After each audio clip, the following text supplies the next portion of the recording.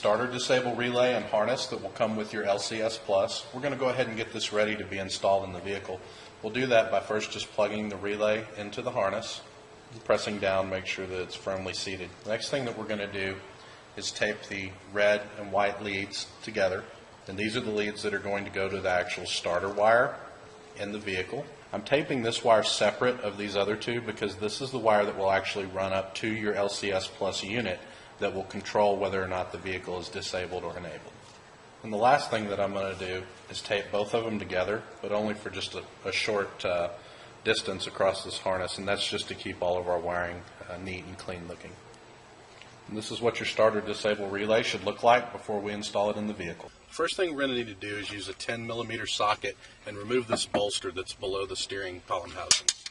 There are 4 10mm nuts that hold this on, and the bolster simply just slides off after that. For this particular vehicle, I've found that the yellow wire at the ignition switch is the wire that starts the vehicle. Now, looking down underneath here, I see several different yellow wires, so I'm going to have to use my multimeter to probe these wires off and make sure that I have the right starter wire. This is the wire that I'm going to start with. So what I'm going to do with this wire is I'm going to go ahead and strip a little bit of the wire back. And I'm going to attach my multimeter to it. I'm going to put the positive lead on this wire, and I'm going to ground the ground lead.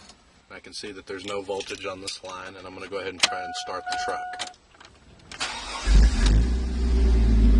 So if you saw that, whenever I went to start the vehicle, the voltage changed on the meter, so I'm pretty sure that this is my wire. The next thing that I want to do is I want to go in here and actually cut this wire. Now that the wire is cut in half, I'm going to come back up here to the key. I'm going to attach my multimeter lead to the wire that goes into the switch directly. The other wire is the wire that goes out to the starter. So I just want to connect my lead from my multimeter to this wire, and I'm going to turn the key again and see if the vehicle starts. If you look at the multimeter, you'll be able to see that when I turn the key, the wire goes to 12 volts. When I let the key off of the start position, it drops back down to 0. By doing this, I know that this is my starter wire, and that this particular wire that I'm on is the side that goes to the key switch. This is the wire that we're going to connect to the red wire that comes out of our relay. The red wire will always go towards the key in the ignition system. I'm just going to go ahead and strip a little bit more wire off of this lead. The next thing I'm going to do is I'm going to go ahead and take that red wire and I'm going to twist it together with the key side of the starter circuit. After I'm done, I'll take the white wire and I will twist it together with our lead that goes to the starter. At this point, the vehicle should start again if I attempt to start it, which it does. And the last part of this that I want to do, just to test and make sure that my starter disable is working, is I want to take the orange wire. This is the wire that will go up to our LCS Plus unit, and I just want to ground it. If I hold this wire to ground and I try to start the vehicle should not start, which it does not. If I take this wire off the ground, the vehicle should start again.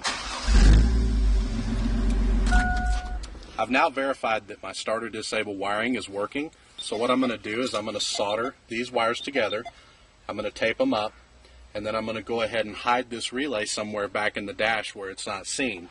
The last step would be routing this wire up to my LCS Plus unit and connecting it to the orange wire that comes off of the unit itself. We've routed our wire down through the dash, down to the OBD2 connector. We're going to go ahead and hardwire the unit into this connector for power and ground. First thing I'm going to do is just cut this tape away. The next thing I want to do is locate my power and ground wire. In an OBD2 plug, you see that the top part is wider than the bottom part. If you're looking at the plug exactly in this angle, the bottom right-hand side is always power. If I turn the plug over, I see that that pin is an orange pin, so I'm going to go ahead and pull that wire out. The next thing I want to do is look for my ground wire. Directly above where my power wire goes in is an empty slot.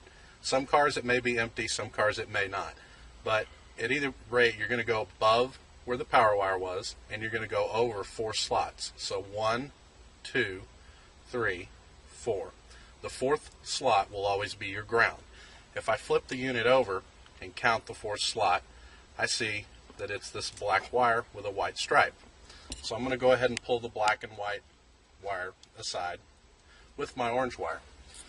The next thing I'm going to do is go ahead and strip my wires, and I'm going to strip a little bit of wire back from the power and the ground on the OBD2 connector. You always want to connect the ground wire first. This will help to avoid damaging your unit. I'm just going to wrap that around there. And then the next thing I'm going to do is hook up the power. Try to keep a finger in between these two when you're doing this to keep the wires from touching and shorting out. After I have the wire tightly wrapped around, I will go in and solder both of these connections, tape them up individually, and then I'll tape the whole bundle back together so that it looks like the factory installed it. And that would conclude my installation.